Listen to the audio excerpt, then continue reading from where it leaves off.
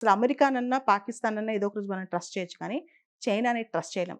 1962 1962లో కనీసం ఎటువంటి హెచ్చరిక లేకుండా, ఎటువంటి ముందస్తు లేకుండా, మనం చాలా తక్కువగా ప్రిపేర్డ్‌గా ఉన్న టైంలో, ప్రిపేర్డ్‌గా ఉన్న టైంలో చైనా మన పైన యూనిలేటరల్‌గా అటాక్ చేస్తుంది. 2020లో కూడా మనం 20 సోల్జర్స్‌ని, 20 మందిని కోల్పోయాం గాల్వాన్ వ్యాలీ. ఇంకా మనసులో మనకు ఆ బాధ గాని, ఇది ఉందన్నమాట ఇంటెన్సిటీ. అదేవిధంగా అరుణాచల్ ప్రదేశ్ మొత్తం 90,000 స్క్వేర్ కిలోమీటర్ల అరుణాచల్ ప్రదేశ్ మొత్తం తందే అని చెప్పి, అరుణాచల్ ప్రదేశ్‌లోని మన గ్రామాలకు చైనా పేర్లు పెట్టుకుంటది. దలైలామాకి మన ప్రైమ్ మినిస్టర్ బర్త్‌డే విష్ చెప్పినా చైనా దాన్ని ఖండిస్తది. దలైలామా అరుణాచల్ ప్రదేశ్ ఎళ్ళినా దాన్ని ఖండిస్తది. సో, చైనాని ఖచ్చితంగా నమ్మకూడదు. చైనాని భారతదేశం ఎక్కడ ఉంచాలో అక్కడే ఉంచాలి. ఈరోజు అమెరికాతో ఎలా ఎదురైందో అంతకంటే దారుణమైన పరిస్థితి చైనాతో ఎదురయ్యే ప్రమాదం ఉంది. చైనాకి ఎంత పిచ్చంటే బోర్డర్ అంటే చైనా విస్తరించుకుంటూ పోవాలన్న పిచ్చి ఎంతంటే 18 దేశాలు చైనాతో నైబర్‌హుడ్‌లో ఉండే 18 దేశాలతో చైనాకి బోర్డర్ డిస్ప్యూట్స్ ఉన్నాయి. ఇండియాతో చైనా బోర్డర్ డిస్ప్యూట్ అనేది ఇప్పట్లో తెగేది కాదు.